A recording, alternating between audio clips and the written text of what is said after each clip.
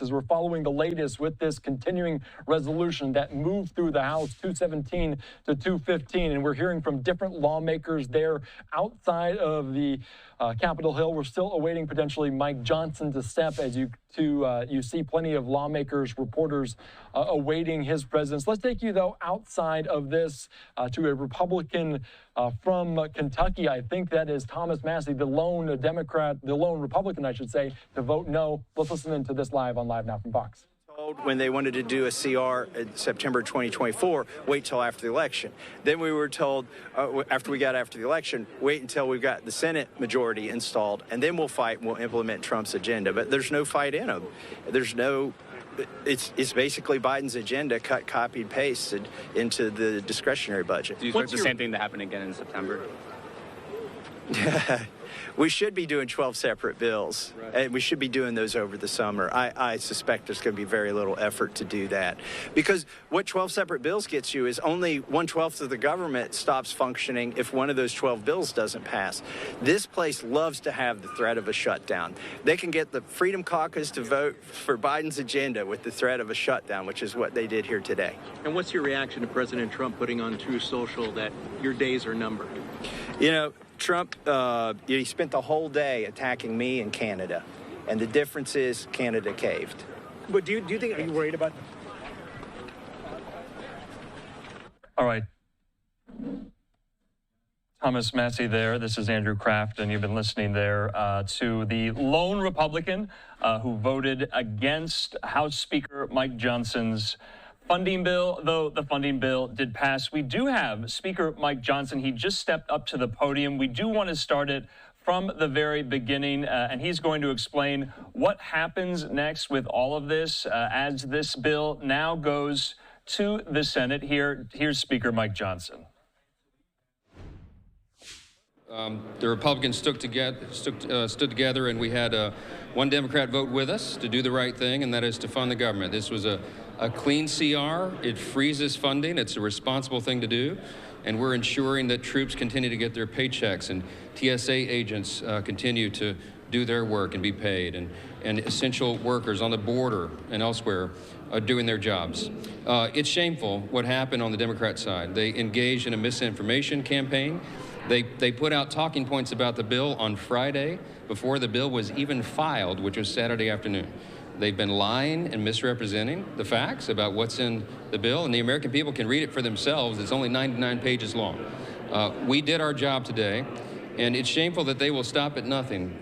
They will suggest that this bill is something that it's not, and they will run out the clock to shut down the government in a desperate attempt to stop the America First agenda.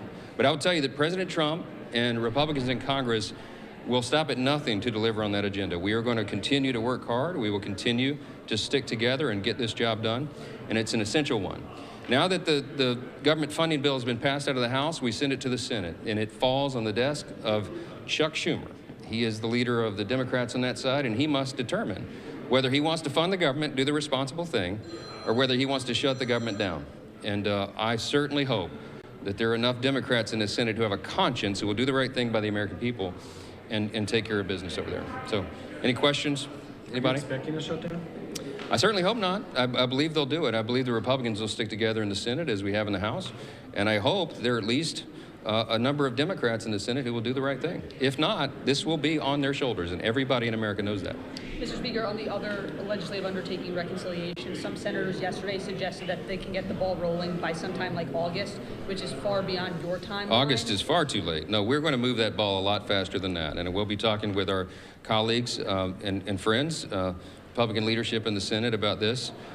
They will be working the rest of this week, and then I think both chambers are doing district work next week. When we get back, this will begin in earnest, and we'll have leaders and lieutenants, committee chairs of jurisdiction in both chambers working together to begin that process, to finish up the resolution and move forward with budget reconciliation. That's going to be a very important thing for the country. A rescissions package, a lot of folks have spoken about that in part with this continuing resolution. What's the status of that? We anticipate that we will get a rescissions package from the White House as soon as all the calculations are made. The reason we took this step now is to allow for that process to continue to play out. And the DOGE efforts and the other things that are happening in the administration are very important for the American people, because ultimately what we're going to be able to do is downsize the size and scope of the federal government, make it work more efficiently and effectively for the people, and identify these extraordinary areas of fraud, waste, and abuse and eliminate that. So a rescission request from the White House would come over appropriately in the right timing when they have the calculations done, and Congress will do its job there. We are going to deliver for the American people. Thank you, guys. We're not sure yet. They're working on the calculations, which is the reason we could not include it today. But we do anticipate that. We're going to work hand in hand with the White House, and I want to compliment President Trump on his ability to be so involved that he's watching this step by step. He is determined to deliver for the people, and we are as well. So this is a well-coordinated effort between the White House and our Senate Republican colleagues and House Republicans. So we'll continue to work in that partnership to get this agenda done. Thank you.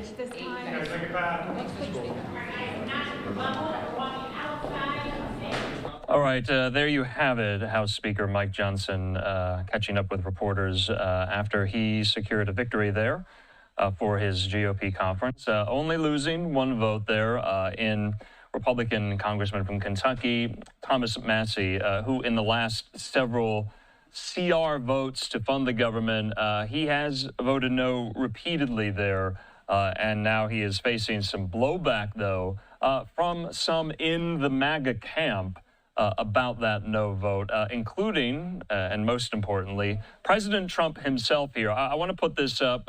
This is from Chad Pergram. He says the House passes the interim spending bill 217 to 213. Massie is the lone GOP no, and Golden is the lone Democratic yay. That's Jared Golden, the Democrat from Maine, who is in a pretty moderate congressional district in Maine. I believe it's Maine's 2nd congressional district there.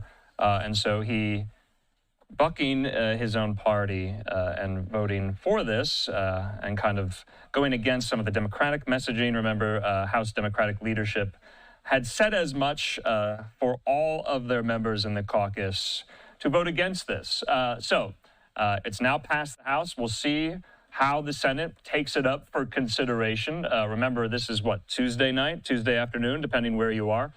By Friday night, this all needs to be hashed out before that midnight deadline to avert a partial government shutdown here. We still have some of these live pictures there outside the Capitol Hill steps, reporters hoping to catch up with some of these members of Congress.